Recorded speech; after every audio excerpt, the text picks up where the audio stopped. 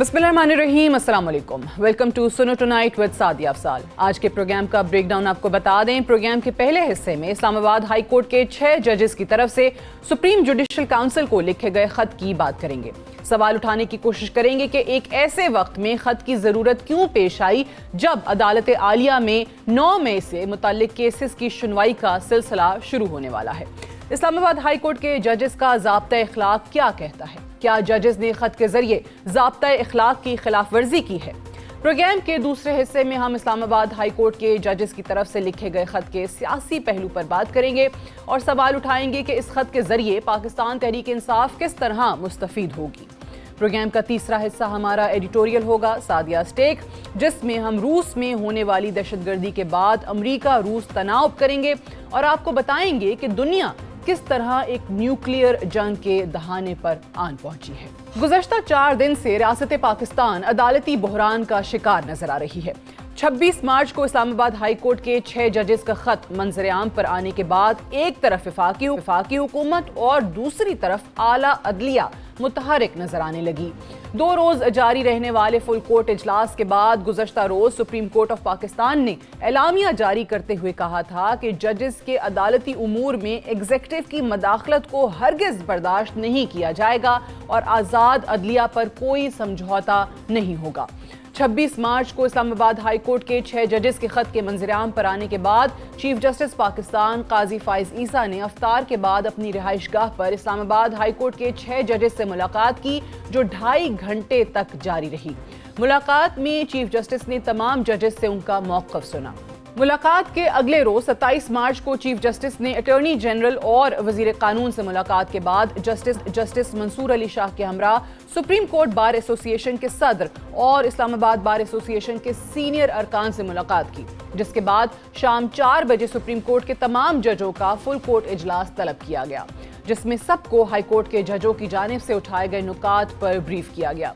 Full court इजलास के बाद अगले रोज 28 मार्च को चीफ जस्टिस पाकिस्तान काजी फाइज ईसा ने जस्टिस मंसूर अली शाह और रजिस्ट्रार सुप्रीम कोर्ट के हमरा वजीर आजम पाकिस्तान शहबाज शरीफ, अटॉर्नी जनरल पाकिस्तान और वजीर कानून से मुलाकात की, जिसमें तहकीकात के लिए Pakistan commission of inquiry act 2017 के तहत अच्छी साख के हामिल रिटायर्ड जज की जेर सरपरस्ती इंक्वायरी कमीशन बनाने की तजवीज़ पेश की गई, ताकि अदलिया में खुफिया इदारों की मुदाखलत के इल्ज़ाम के खत की तहकीकात की जा सके। वज़ीर आज़म से मुलाकात के बाद सुप्रीम कोर्ट का 2 दिन के अंदर दूसरा फुल कोर्ट इजलास तलब किया गया, जबकि वजीर कानून आजम नज़ीर तारड़ और अटॉर्नी जनरल मंसूर अवान ने इंक्वायरी कमीशन का ऐलान करते हुए बताया कि खत में कुछ ऐसे वाक़यात का जिक्र किया गया है जिसका ताल्लुक पिछली हुकूमत से है। खत में पिछले चीफ जस्टिस के दौर की चीजें थी। वजीर कानून ने बताया कि हुकूमत का फर्ज है कि इस मामले की छानबीन ये किसी भी इदारे के मामले में मुदाखलत नहीं होनी चाहिए। वजीर कानून का मजीद कहना था कि ये मामला हम अदलिया पर छोड़ते हैं कि ये खत मिसकंडक्ट है या नहीं। आया ये मिसकंडक्ट है कि नहीं, मैं आज के इस प्रेस कॉन्फ्रेंस में बतौर हुकूमती नुमाइंदे के बैठा हूँ और वजीर कानून के तौर पे मैं इज्तनाब करूँगा इस सवाल का जवाब देने से। मेरी ज़ाती राय हो सकती है, इस सवाल का जवाब भी मेरे ख्याल में कमीशन से ही आना चाहिए और ये मामला हम अदलिया पे छोड़ते हैं कि ये मिसकंडक्ट है या नहीं है, या वो ये समझते हैं या नहीं समझते। बतौर हुकूमत हमारी जिम्मेदारी ये है कि एक आवाज़ उठी है, उसकी तहकीक होनी चाहिए। वजीर कानून ने जजेस के ज़ाब्ते अखलाक के हवाले से प्रेस कॉन्फ्रेंस में अपना वाज़े मौक़िफ़ देने से इज्तनाब किया। अलबत्ता 2 रोज़ कबल पाकिस्तान मुस्लिम लीग नून के सेनेटर इरफान सिद्दीकी ने इस्लामाबाद हाई कोर्ट के 6 जजेस के खत पर वाज़े मौक़िफ़ का इजहार करते हुए कहा था कि जस्टिस शौकत अजीज सिद्दीकी को ज़ाब्ता अखलाक की खिलाफ वर्जी की सज़ा दी गई थी। दर हकीकत ज़ाब्ता अखलाक की धज्जियाँ इन जज साहिबान ने उड़ाई हैं, जो 9 मई के मुल्ज़िमान को सजाएं सुनाए जाने के मरहले में इंतज़ामिया और एजेंसियों पर सवालात उठाकर एक मखसूस जमात के सहूलतकारों का किरदार अदा कर रहे हैं। सेनेटर इरफान सिद्दीकी का मजीद कहना था कि इस्लामाबाद हाई कोर्ट के जजेस ने दरखास्त गलत जगह पहुंचाई है। सुप्रीम जुडिशल काउंसिल एजेंसियों के नहीं, जजों के मुहासबे का फोरम है। 5 साल तक जस्टिस शौकत अजीज सिद्दीकी के हक में एक लफ्ज न बोलने वालों के ज़मीर अचानक क्यों जाग गए? इन जजों को धमकियां देने या दबाव डालने वाले किरदारों को सजा देने का इख्तियार इन जजों के पास था। इनको चाहिए था कि धमकियां देने वालों का वाज़े नाम लेते। दूसरी जानिब पाकिस्तान तहरीक इंसाफ के चेयरमैन बैरिस्टर गौहर खान ने अडयाला जेल के बाहर प्रेस कॉन्फ्रेंस करते हुए बानी चेयरमैन का मौक़िफ़ देते हुए कहा कि हम अदलिया के साथ खड़े हैं। इस इतवार को हम पेशावर में एक रैली निकालेंगे जिसका एक ही मकसद होगा, अदलिया की आज़ादी और कैदी नंबर 804 की रिहाई। जबकि तहरीक इंसाफ की कोर कमेटी ने इंक्वायरी कमीशन के फैसले को मुस्तरद करते हुए चीफ जस्टिस की वज़ीर आज़म से मुलाकात पर निहायत तशवीश का इजहार किया। एलामिये के मुताबिक ख़त के मंदरजात की तहकीकात के मामले को अदालत उज़्मा के लार्जर बेंच के सामने रखने और खुली अदालत में कार्रवाई का मुतालबा भी किया। कोर कमेटी के मुताबिक जजेस का खत विफाकी हुकूमत की एजेंसियों के खिलाफ एक फर्द जुर्म है और मुअज़्ज़ज़ अदालत आलिया के हाजिर सर्विस जजेस के संजीदा तरीन मरासले की एक रिटायर्ड जज के जरिए तहकीकात एक भोंडा मजाक है। प्रोग्राम के इस हिस्से में हम सवाल उठाएंगे कि क्या इस्लामाबाद हाई कोर्ट के जजेस ने सुप्रीम जुडिशल काउंसिल को खत लिखकर अपने ज़ाब्ते इखलाक की खिलाफ वर्जी की है? क्या दुरुस्त नहीं कि जज को नहीं इसके फैसलों को बोलना चाहिए? क्या इस्लामाबाद हाई कोर्ट के जजेस के खत के साथ मुस्तकबिल करीब में होने वाले केसेस मुतासिर होंगे? और क्या जजेस के खत का बराह रास्त ताल्लुक 9 मई के केसेस से है? इसी पर बात करने के लिए हमारे साथ मौजूद हैं पाकिस्तान मुस्लिम लीग नून के सीनियर रहनुमा और सेनेटर इरफान सिद्दीकी साहब। सेनेटर इरफान सिद्दीकी साहब, बहुत शुक्रिया प्रोग्राम में ज्वाइन करने के लिए। सबसे पहले तो फरमाइएगा, पिछले कुछ अरसे से हम देख रहे हैं जुडिशरी के हवाले से या जजेस के हवाले से कुछ ऐसी चीज़ें हो रही हैं जो कि आज से पहले नहीं हुई थी। मिसाल के तौर पे आप जब जुडिशरी के अंदर डिवाइड की बात करते हैं तो पहला मौका था जब सीनियर मोस्ट जजेस के अंदर डिवाइड नज़र आया और वो खुल के पब्लिक फोरम्स पे एक दूसरे से इख्तलाफ करते दिखाई दिए।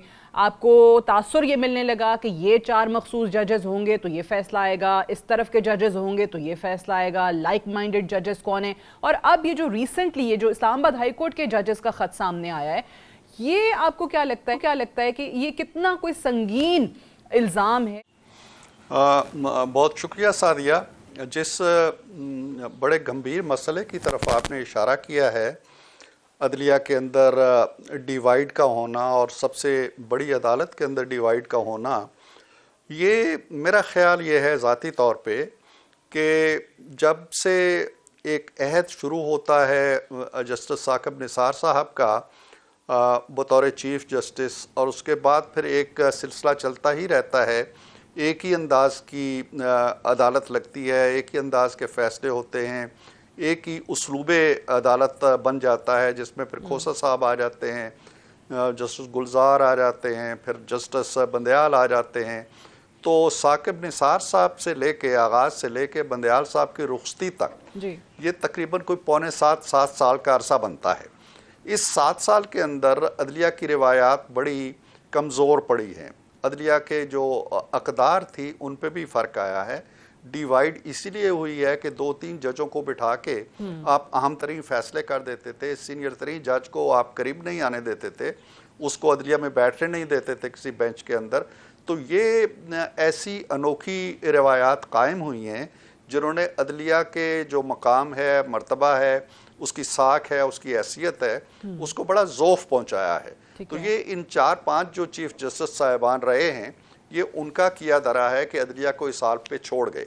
अब लेटेस्ट जो बात आप पूछना चाह रही हैं, 6 जज साहिबान, मुअज़्ज़ज़ जज साहिबान, इस पे भी एक राय तो सीधी सीधी है जिसमें कोई मेरा ख्याल है कि किसी को भी इससे इख्तलाफ नहीं है कि अगर जज साहिबान पे कोई दबाव डलता है, कोई ब्लैक मेलिंग की कोशिश होती है, इंतज़ामिया की तरफ से होती है, किसी एजेंसी की तरफ से होती है, काबिल मुज़म्मत है, उसका सद्देबाब होना चाहिए, उसका सुराग लगाना चाहिए, अता पता लगना चाहिए, कैरेक्टर्स को सामने लाना चाहिए। इस पर कोई दो आरा नहीं है। 6 जज साहिबान के इनफरादी किरदार को भी हमें देखना पड़ता है कि इन्होंने जो एक इन्हीं के एक सीनियर कोलीग के साथ जो सलूक हुआ, और ये 2018 की बात है, अब हम 24 में आ गए हैं, 6 साल हो गए हैं।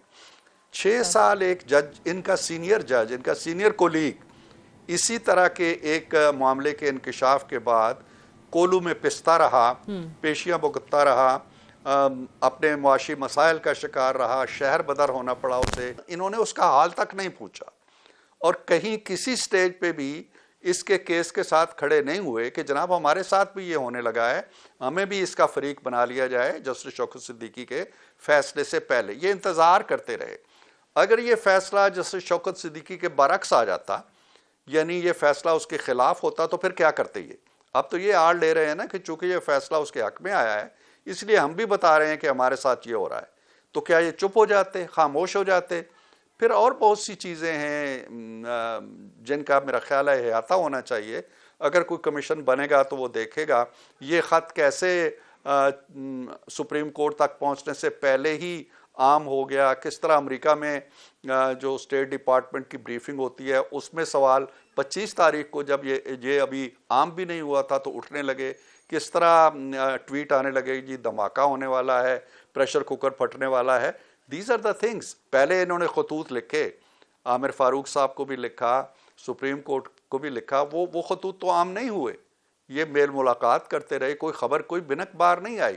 اب یہ طوفان جو اٹھا ہے اس کے پیچھے ظاہر ہے ان کی ایما شامل ہے, ان کی مرضی شامل ہے, اور وہ چاہتے تھے کہ یہ ایک طوفان اٹھے, اور اس کے عزائم کیا ہیں, مقاصد کیا ہیں, اہداف کیا ہیں, یہ کمیشن دیکھے. بالکل ٹھیک ہے عرفان صدیقی صاحب, لیکن پھر یہ بھی بتائیے جیسا آپ نے کہا کہ پھر باہر اس کا پہلے چرچا ہونے لگ گیا, اب یہ خط اس طریقے سے لوگوں کے سامنے آیا بھی نہیں تھا, آخر پھر اس کا مقصد کیا ہو سکتا ہے, پرپس کیا تھا, اچیو کیا کرنا چاہتے ہیں؟ اگر واقعی آپ نے اپنی سٹیٹمنٹ میں مجھے یاد ہے یہ بھی کہا تھا کہ سپریم جوڈیشل کاؤنسل جو ہے that is not the right forum for this, وہ ایجنسیوں کا محاسبہ نہیں کرے گا, وہ تو ججز کے محاسبے کے لیے ہے. سو اس سے حاصل کیا ہوا یا مقصد آگے کیا ہے؟ دیکھیں سعدیہ, یہ بہت سے سوالات ہیں. انہوں نے تو یہ سوال اٹھایا ہے, اور انہوں نے یہ بھی نہیں کہا ہے کہ کوئی انکوائری کرو, انہوں نے یہ بھی نہیں کہا ہے کہ کوئی کمیشن بٹھاؤ, انہوں نے یہ بھی نہیں کہا ہے کہ جی کوئی کردار جو ہیں ان کی گرفت کرو جس طرح شوکت عزیز صدیقی نے کہا تھا. انہوں نے یہ کہا ہے جی کہ ایک جوڈیشل کنونشن بلاؤ اور اس میں گفتگو کرو, اس میں تقریریں کرو, اس میں اس مسئلے کو موضوع بحث بناؤ اور کسی نتیجے پہ پہنچو. اس کے علاوہ انہوں نے کوئی ڈیمانڈ بھی نہیں کی ہے. دوسری بات یہ ہے کہ سم ہاؤ پچھلے 5-7 سال سے 6 سال سے 4-5 سال سے ہمارا جو کلچر ہے, ہماری پوری جو فضا ہے, ماحول ہے پاکستان کا, ادارے ہیں پاکستان کے, پولیٹیسائزڈ ہو چکے ہیں. یہ جو آپ نے بات کی نا جی کہ سپریم کورٹ میں کیوں گروپ بن گئے تھے, یہ اسی کا شاخسانہ تھا کہ ایک تفریق پیدا ہو گئی. اور آج بھی اس سارے خط کو اگر آپ پڑھیں تو اس میں انہوں نے صرف ایک کیس کا حوالہ دیا ہے, باقی کسی کیس کا حوالہ نہیں دیا. یہ کہہ دیا جی کہ ہمارے گھر سے کیمرے برآمد ہوئے, یہ کہہ دیا جی کہ فلاں پہ دباؤ پڑا اور اس کو ہاسپٹل لے جانا پڑا, اس کا بی پی ہائی ہو گیا, یہ کہہ دیا کہ کسی کے بہنوئی پہ یا کسی کے عزیز پہ تشدد ہوا. ایک کیس کا حوالہ دیا ہے, اور وہ کیس جو ہے وہ ہے پی ٹی آئی کا کیس, عمران خان صاحب کا کیس, کہ جی ان کی جو مبینہ بیٹی ہے اس کے حوالے سے ہم نے کہا کہ یہ کیس نہیں سنا جا سکتا, تو ہم پہ دباؤ ڈالا گیا کہ نہیں اس کو سنو. تو اب اس سے بھی ایک ان کی ذہنی کیفیت کا پتہ چلتا ہے کہ اگر ایک ہی کیا 5 سالوں کے اندر یا 6 سالوں کے اندر صرف اس کیس کا دباؤ پڑا, اور پھر جو فیصلے انہوں نے دیے, جو لامحدود ریلیف دیتے رہے, 40 35 ضمانتیں دیتے رہے, یہ ضمانتیں دیتے رہے کہ یہ شخص کچھ بھی کر لے اس کو 7 دن آپ نے ہاتھ نہیں لگانا. جب ہمارے آئی جی پولیس نے کہا تھا جی کہ کل وہ مرڈر بھی کر دیں تو ہم نہیں پکڑ سکتے اس عدالتی فیصلے کے تحت. یہ ساری رعایتیں آپ دیتے رہے ہیں, یہ اس دباؤ کے باوجود جو آپ پہ تھا. تو ایجنسیاں یا تو ناکارہ تھیں یا آپ بہت بہادر تھے کہ ان کی بات نہیں سن رہے تھے. تو یہ مجھے عجیب سی کیفیت لگتی ہے. اور پھر یہ کہہ دیا انہوں نے اسی خط کے اندر سعدیہ کہ ہم سارے جو ہیں وہ فائز عیسیٰ جیسے یا شوکت عزیز صدیقی جیسے بہادر نہیں ہوتے. میں یہ ایکسپیکٹ کرتا ہوں کہ میری عدلیہ کا ہر ممبر, ہر رکن, خاص طور پہ جو اعلیٰ عدلیہ ہے, اسے بہادر ہونا چاہیے, اسے اپنی رزق روزی سے بھی ماورا ہونا چاہیے, اسے اصولوں اور نظریات پہ کھڑا ہونا چاہیے. اس کے خلاف اگر رات کو کہیں سے اس نے پتہ لگ گیا کہ کیمرہ ہے میرے گھر میں, تو اگلے دن آ کے اسے چپ کر کے فائلیں کھول کے انصاف نہیں بانٹنا چاہیے, اسے پہلے احتساب کرنا چاہیے کہ یہ کون لوگ ہیں. تو اگر آپ یہ ایڈمٹ کر رہے ہیں اس خط میں کہ ہم بہادر نہیں ہیں, تو پھر میں یہ سوال کرنے میں حق بجانب ہوگا کہ اگر बहादुर का तो एक और मुतबादल लफ्ज होता है, मुतजाद लफ्ज होता है, बिल्कुल सही जो है। मैं इस्तेमाल नहीं करना जो कि चाहता। जज को नहीं होना लेकिन चाहिए। अगर आप बहादुर नहीं हैं तो आप जो कि नहीं होना चाहिए आपको, तो ये सारे सवालात उन्होंने उठाए बिल्कुल और ठीक है। इन सवालों सेनेटर का, और फिर एक और बड़ी चीज, बिल्कुल ठीक है। अच्छा, आप इतने जी टाइम सादिया, से मैं ये- एक जी मुकम्मल मुख्तसरन- करें, फरमाइए फरमाइए। मैं मुख्तसरन इस चीज़ की तरफ इशारा करना चाहता हूँ। बड़ा इम्पोर्टेंट मामला है कि अब आने वाले दिनों में आपका कैरेक्टर क्या होगा। अगर पीटीआई के फैसले, चूँकि पीटीआई का जिक्र किया है आपने अपने ख़त में, पीटीआई के हक़ में आप फैसला देते हैं तो लोग कहें जी कि ये तो एक ख़ास जमात के लोग थे इसीलिए इन्होंने ये हंगामा खड़ा किया, और अगर आप ख़िलाफ़ देते हैं तो आपको कहा जाएगा जी ये तो एजेंसियों के दबाव में आ गए। आपने अपने आप को, अपने निज़ाम अदल को, अपनी अदालत को शदीद मुश्किल में डाल लिया है। मुझे नहीं मालूम कि आप अदालत में मौजूद रहते हैं तो उसके कॉन्सिक्वेंसेस क्या होंगे, ये वक्त बताएगा, लेकिन आपने मुश्किल में ज़रूर डाल लिया है ख़ुद को। ठीक है। ये सेनेटर साहब एक बात बताइए कि जजेस ने तो खुद को मुश्किल में डाला, या आगे इनके साथ क्या होगा, इंक्वायरी होती है किस तरीके से, वो जो कमीशन भी एक बनाने की बात हो रही है रिटायर्ड जज, उस पर भी ज़ाहिर है पीटीआई ने आपने देख ही लिया है कि क्या मौक़िफ़ अपनाया है कि हम नहीं मानते हैं और बड़ा इसको भोंडा मजाक करार दिया है। बट हैविंग सेड दैट, हम बड़े अरसे से देख रहे हैं जो सोसाइटी के अंदर, पूरे मुल्क के अंदर पोलराइजेशन आ गई है। पहले होता था कि सियासी जमातें हैं, दो मुख्तलिफ सियासी जमातों के सियासतदान टॉक शो में मौजूद हैं तो ज़ाहिर है मुख्तलिफ राय रखेंगे, एक दूसरे से इख्तलाफ करेंगे क्योंकि यही उनका काम है, अपने अपने नज़रिए की बात करेंगे अगर कोई है तो। लेकिन अब बात सियासतदानों या सियासी जमातों तक महदूद नहीं रही है। हम मीडिया में देख लें, अभी अदलिया की हम जिस तरीके से बात कर रहे हैं, अब तो खुल के लोग इख्तलाफ रख रहे हैं। पोलराइजेशन इस हद तक है कि कोई दूसरा आदमी आपकी बात सुनने को तैयार नहीं है, तस्लीम करना तो बहुत दूर की बात है। सो आपको नहीं लगता कि आपकी मौजूदा हुकूमत के लिए, लोग कहते हैं इकॉनमी चैलेंज है, फॉरेन पॉलिसी को देखना चैलेंज है, बहुत सारे चैलेंजेस होंगे, लेकिन इस वक्त एक इत्तेहाद पैदा करना, एक यूनिटी पैदा करना, कोहेजन पैदा करना, एटलीस्ट अहम अमूर पे रियासत को जोड़े रखना, ये सबसे बड़ा चैलेंज है? जी बहुत बड़ा चैलेंज है, इसमें कोई शक नहीं है। लेकिन इसके साथ साथ मैं ये ज़रूर कहूँगा, जो आपने बिल्कुल बजा तौर पे फरमाया और मेरी बात को आगे बढ़ाया है, जो मैं ये कह रहा था कि पोलराइजेशन जो है, ये मरज़ जो है, ये वायरस जो है, ये चला गया है, अदलिया के अंदर तक घुस गया है और हमारे लिए मसाइल पैदा हो गए। अब आप देखिए कि पाकिस्तान अपनी मईशत के हवाले से शदीद मुश्किलात का शिकार है और ये हर पाकिस्तानी को ये मुश्किल हिट कर रही है। इन दिनों में एक हादसा होता है, बड़ा ही अफसोसनाक सानिया होता है, एक वारदात होती है, टेररिज्म का वो बनता है और हमारे 5 चीनी भाई जो हैं उसका निशाना बन जाते हैं और मुल्क पूरा हिल के रह जाता है। हमारे जो मफादात हैं उन पे ज़रब लगती है। उन्हीं दिनों हम IMF से बात कर रहे हैं, एक पैकेज के बाद दूसरे प्रोग्राम में हम जाना चाहते हैं। इन दिनों हमारे बड़े बड़े केस लगे हुए हैं, खान साहब के केस लगे हुए हैं, फौजी अदालतों का केस लगा हुआ है सुप्रीम कोर्ट में, उनके साइफर का केस लगा हुआ है इसी हाई कोर्ट के अंदर। इन दिनों में इन्होंने ये 6 जज साहिबान ने ये वक्त बड़ा मौजूद जाना कि इस वक्त हमें ये मामला उठा देना चाहिए। मुझे नहीं मालूम हुई कि देखिए ना, पाकिस्तान का दर्द भी होना चाहिए। आपके मसाइल, या तो रात को कोई खुदा न खास्ता बात हुई होती, आप अगले दिन ये हंगामा खड़ा कर देते। आप तो 4-4, 5-5 साल पहले की बातें कर रहे हैं कि जी फलां वक्त हमें ये हुआ था, फलां वक्त ये हुआ था। आपके कोई ख़त लीक नहीं हुए इससे पहले, आपकी कोई मुलाकात लीक नहीं हुई। अब ये सारा जो कुछ हो रहा है ये एक सवालिया निशान है। सुप्रीम जुडिशल काउंसिल इसका जायज़ा नहीं ले सकती। मेरा ख्याल ये है कि एक इंडिपेंडेंट कमीशन होना चाहिए और उसके TORs में ये शामिल किया जाना चाहिए कि इन जज साहिबान ने अपने कोड ऑफ कंडक्ट की खिलाफ वर्जी की है या नहीं की है। शौकत अजीज़ को इसकी सज़ा मिल गई।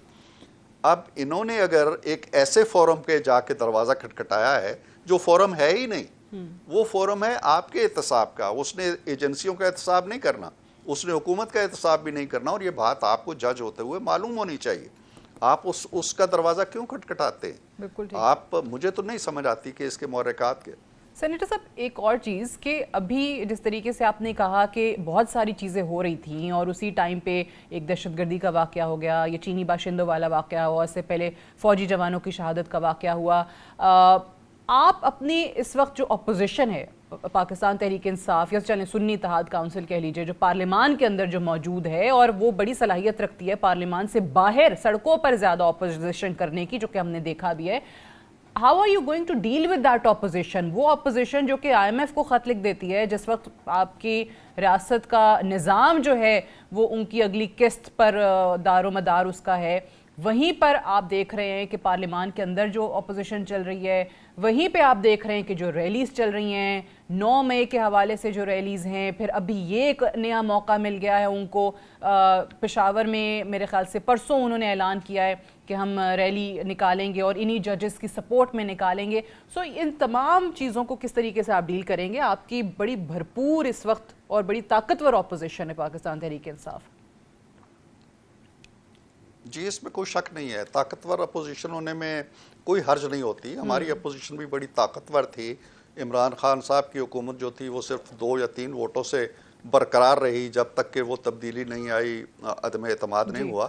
طاقتور اپوزیشن کی طاقت جو ہے وہ تہذیب کے دائرے کے اندر اگر رہے، جمہوری قدروں کے اندر رہے، نارمز کے اندر رہے، ڈیموکریٹک ویلیوز کے اندر رہے تو وہ بڑی اچھی ہوتی ہے. کوئی ہنگامہ نہیں ہوتا، کوئی فساد نہیں ہوتا. ہم نے اس سارے عمل کے دوران 4 سال کے دوران کوئی ریلیز نہیں نکالی، کوئی گہراؤ نہیں کیا، کوئی مجمع نہیں لگائے، کوئی کسی جگہ جا کے ہم بیٹھ نہیں گئے، گہراؤ نہیں کیا. یہ 26 سال کی ہسٹری رکھتے ہیں اور سعدیہ 26 سال کی ان کی جو ہسٹری ہے پارٹی کی وہ صرف ہنگامہ ہے، فساد ہے، جلاؤ ہے، گہراؤ ہے، مظاہرے کرنا ہے، ریلیز نکالنا ہے، اسمبلیوں میں بیٹھنا ہے تو استعفے دے دینا ہے، فوراً باہر نکل جانا. یہ ان کا کردار ہے. اور جو سائفر کے معاملے میں ایک لفظ بولا تھا خان صاحب نے کہ جی ہم اس سے کھیلیں گے، اور وہ کھیلتے رہے ہیں، اب تک کھیل رہے ہیں. یہ ایک کھلونا ان کو اور دے دیا ہے 6 ججوں نے کہ شاید وہ کھلونا تھوڑا پرانا ہو گیا، اب اس سے کھیلو. اب یہ اس کھلونے سے کھیلنا شروع ہو جائیں گے، اس کے نام پہ یہاں ریلی کریں گے، وہاں جلسہ کریں گے. لیکن جو آپ کے سوال کا بنیادی نقطہ ہے، انشاءاللہ پاکستان کے عوام باشعور ہیں، پاکستان کے تمام ادارے پاکستان کو اس دلدل سے نکالنے پہ متحد ہیں، متفق ہیں. پاکستان کی باشعور پولیٹیکل پارٹیز یہ چاہتی ہیں کہ ملک آگے بڑھے، تو یہ عناصر کامیاب نہیں ہوں گے. رائٹ. سینیٹر عرفان صدیقی صاحب very much for joining us on the program. ایک بریک لیں گے، بریک کے بعد دوبارہ حاضر ہوں گے.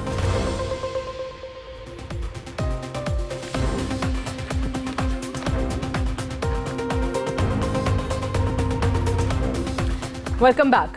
اسلام آباد ہائی کورٹ کے 6 ججز کے خط کے منظر عام پر آنے کے بعد پاکستان تحریک انصاف کے قائدین کو سیاست چمکانے کا ایک اور موقع مل گیا ہے. پاکستان تحریک انصاف، چیف جسٹس پاکستان قاضی فائز عیسیٰ اور وزیر اعظم پاکستان شہباز شریف کے مابین ہونے والی ملاقات پر تشویش کا اظہار بھی کر رہی ہے، اور ساتھ ہی ساتھ فل کورٹ اجلاس کے بعد عدلیہ اور وفاق کی رضامندی کے نتیجے میں قائم ہونے والے انکوائری کمیشن کو مسترد کرتے ہوئے اسے ایک بھونڈا مذاق قرار دے رہی ہے. دوسری جانب تحریک انصاف کے چیئرمین بیرسٹر گوہر خان نے عدلیہ کی آزادی کا نعرہ بلند کرتے ہوئے اتوار کے روز پشاور میں ریلی کا اعلان کیا ہے اور کہا ہے کہ ریلی کا واحد مقصد عدلیہ کی آزادی اور قیدی نمبر 804 کی رہائی ہے.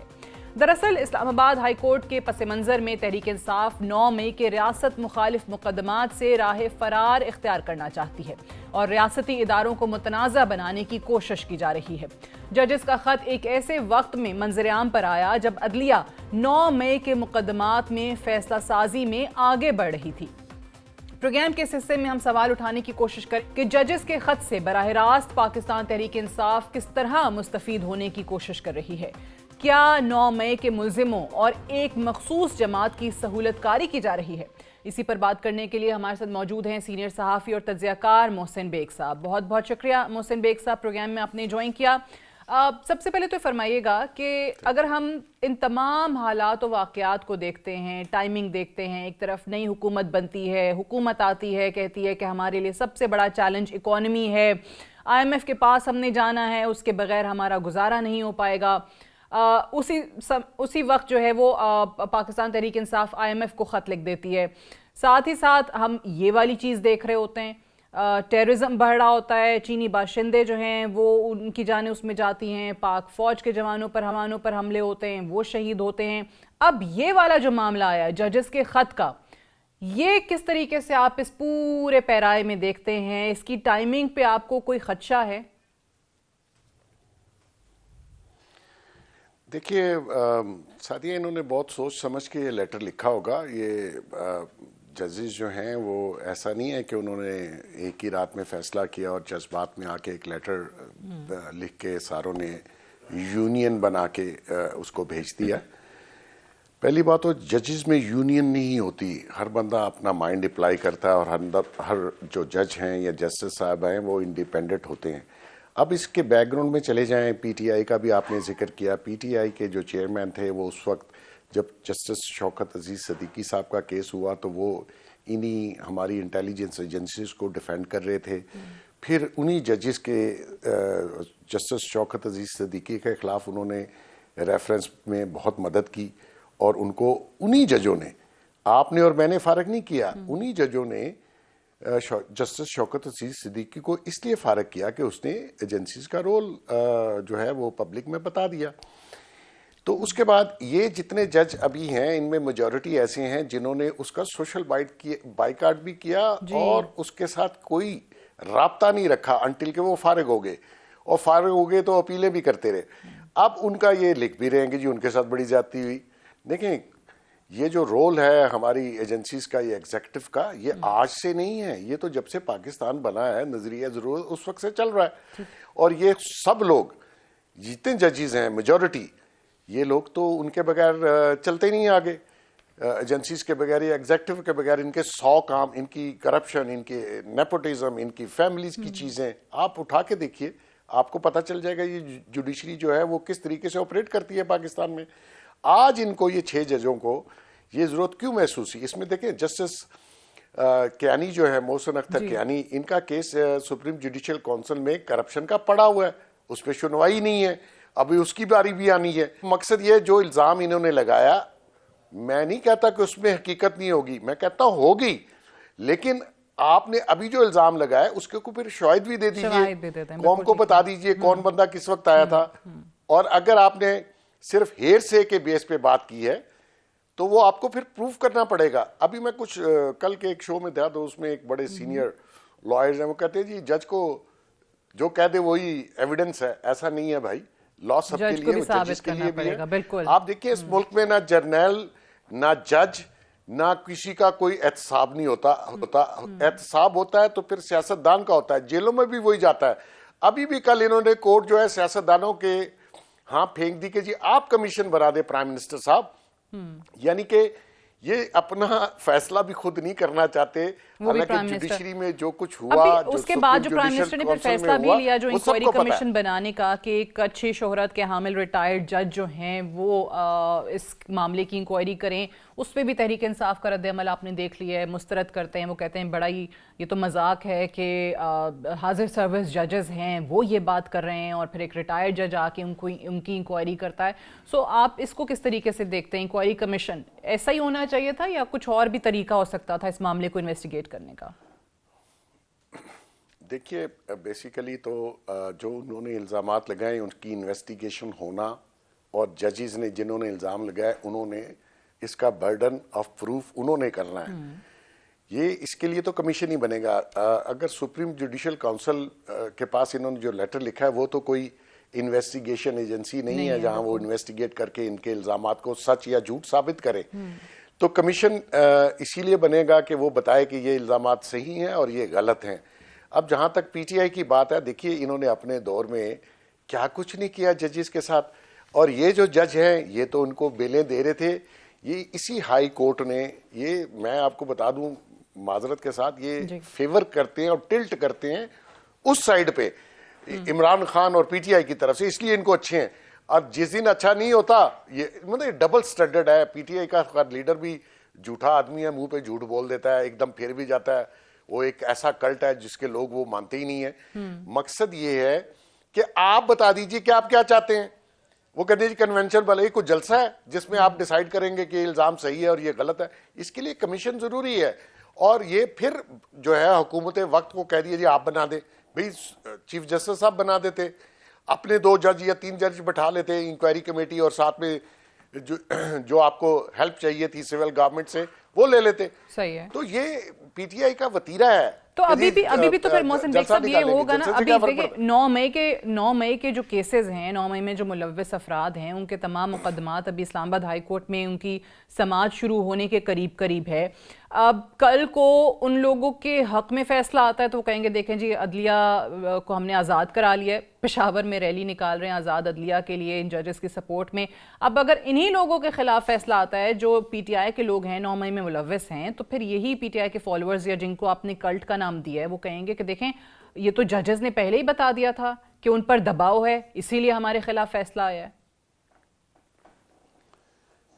सादिया, असूली तौर पे तो इन जजेस के पास ये जो 6 के 6 जस्टिस साहबान हैं, इनके पास अब कोई केस नहीं जाना चाहिए अनटिल कि कमीशन अपना फैसला दे। मुझे पता है कि हाई कोर्ट में 8 जज हैं, 6 ये हैं, 2 रह गए हैं बाकी, लेकिन ये काम अब कोई फैसला, और इन्होंने जो फैसले दिए हैं वो कानून का, इंसाफ का मजाक है। ये इमरान खान को कह रहे थे जो अभी FIR नहीं हुई उसमें भी बेल, ये कभी हुआ है? कभी ये लॉ है क्या है? ये आम आदमी को ये सहूलत आप देते हैं? और अभी जो जेल में ये कर रहे हैं यही जजेस, हर बंदे को अलाउ कर रहे हैं कि आप किसी वक्त भी जाके इमरान खान से में फ्लड गेट खोल दिया जेल में। भाई इतनी दुनिया प्रिजन में रही है, वहां एक मैनुअल है जेल का कि आपको वीक में इतने लोग मिल सकते हैं। ये तो नहीं कि आप रोज वहां एक जलसा जुलूस लगाए तो वो अगर वहां कुछ हो गया जेल में तो उसका जिम्मेदार ये जजेस होंगे जो हर पिटीशन में फैसला दे रहे हैं। जाएं जाके मिल लें, इतने लॉयर मिल लें। भाई अगले से तो पूछ लो जो कैदी नंबर, और देखें इनका ये जो जिसका आपने नाम लिया था गौर जी, इसको ये नहीं पता कि इसके कैदी का नंबर क्या है। ये इतने जाहिल लोग हैं। उसका नंबर 804 नहीं है तो कैदी नंबर। उस पे तो गाने भी बन गए मोहसिन बेग साहब, वो 804 ते नकदा कोका, वो पता नहीं झूठ पे क्या मबनी है जी। वो 495 नंबर है उसका कैदी नंबर 495 है, वो 804 नहीं है। और ये कह देना कि जी उसकी भी मतलब कानून अगर आपने फॉलो ही नहीं करना, मुंह पे झूठ बोलना है, अपनी मर्जी का आपको जज और अपनी मर्जी का फैसला चाहिए, तो ये जजेस हैं, फिर इनसे फैसला कराए। मेरी राय में इनके पास अभी जब तक फैसला नहीं होता कोई केस लगना नहीं चाहिए, और इनको खुद भी चाहिए ये अभी कंट्रोवर्शियल है, ये केस ना सुने और बर्डन ऑफ प्रूफ इन पे है। कमीशन में ये साबित करें कौन आया था, किसने कहा था और कौन सा फैसला करवाया। जो फैसला कराया वो सेटिस्फाइड होना चाहिए, जो प्रेशर के तहत आपने किया। ठीक है, तो वो मोहसिन बेग साहब ने आज इंकशाफ कर दिया है कि ये जो तमाम कैदी नंबर भी फैला दिया गया 804, हर जगह बात हो रही होती है, वो असल नंबर 804 है ही नहीं, 495 है। Thank you so much Mohsin Baig साहब was on the show. Will take a break here, stay tuned.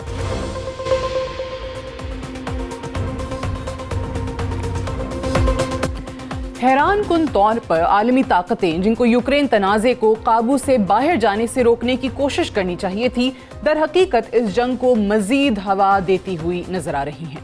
Moscow city hall में होने वाले खौफनाक दहशतगर्दाना हमले के नतीजे में 139 अफराद हलाक और 182 जख्मी हो चुके हैं, जिसने मॉस्को और वाशिंगटन के दरमियान आग में मजीद तेल डाल दिया है।